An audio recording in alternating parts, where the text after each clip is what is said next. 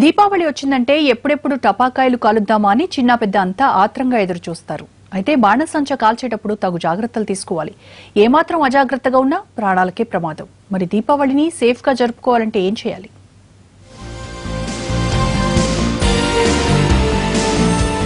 ఊరు వాడ దీపావళి సందడి నెలకొంది.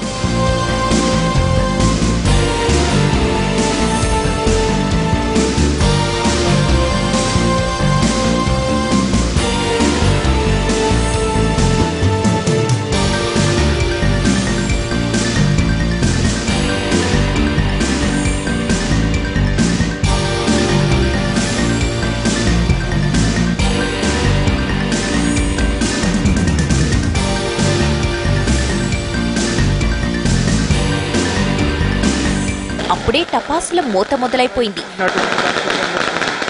ఎంతో ఆనందాన్ని పంచే దివాళీని మరింత సంబరంగా వేడుకగా జరుపుకోవాలంటే కొన్ని జాగ్రత్తలు ఖచ్చితంగా పాటించాలి అని సూచిస్తున్నారు వైద్యులు. క్రాకర్స్ అంటే పేలుడు పదార్థాలు. వాటిని కేర్ఫుల్ గా కాలిస్తే ఆనందమే, కానీ ఆదమరిస్తే మాత్రం తీవ్ర విషాదాన్ని మిగుల్చుతాయి. మీరు అన్నట్టు ప్రపంచవ్యాప్తంగా ఎంతో ఉత్సాహంగా జరుపుకున్న పండుగ, కులాలకు అతీతంగా మతాలకు అతీతంగా సంబరాలు చేసుకునే పండుగ దీపావళి. మరి ఈ దీపావళి పండుగ సందర్భంగా మనము కంటిని జాగ్రత్తగా చూసుకోవాల్సిన అవసరం ప్రతి ఒక్కరిపైన ఉంది. కొన్ని జాగ్రత్తలు పాటించినట్టయితే కంటికి ఎటువంటి ప్రమాదం జరగకుండా, కంటి చూపు పోకుండా కాపాడిన వాళ్ళం మొత్తం. ముఖ్యంగా ఈ పటాకులు కాల్చే సందర్భంలో మనం విశాలమైన మైదానంలో ఈ పటాకుల పండుగ జరుపుకోవాల్సిన అవసరం ఉంది.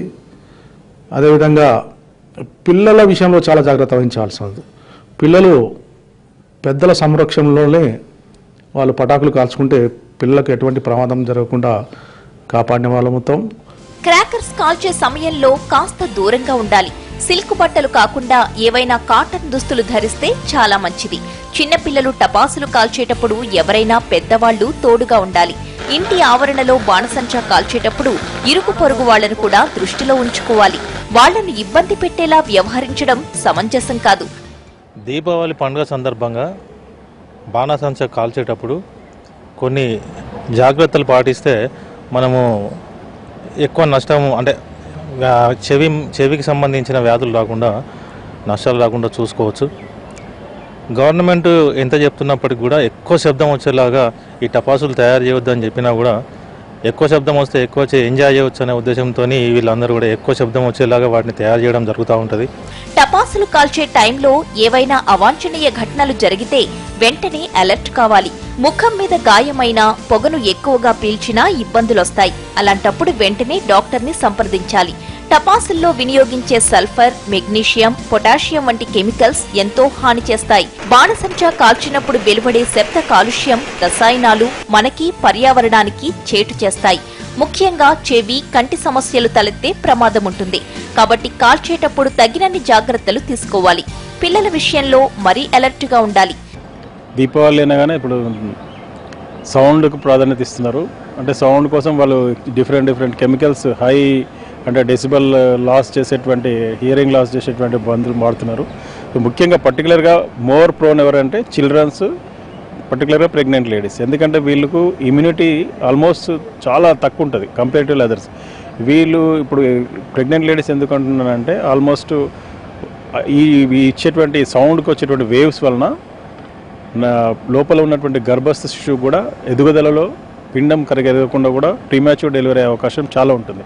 సో దయచేసి రిక్వెస్ట్ చేసేది ఏంటంటే పెద్ద బాంబులు, అంటే సౌండ్ ఎక్కువ, అంటే కాస్ట్లీ మధ్య కొత్త వస్తున్నాయి, అవన్నీ అవాయిడ్ చేసి మామూలుగా క్రాకర్స్ కాల్చుకుంటే సరిపోతుంది.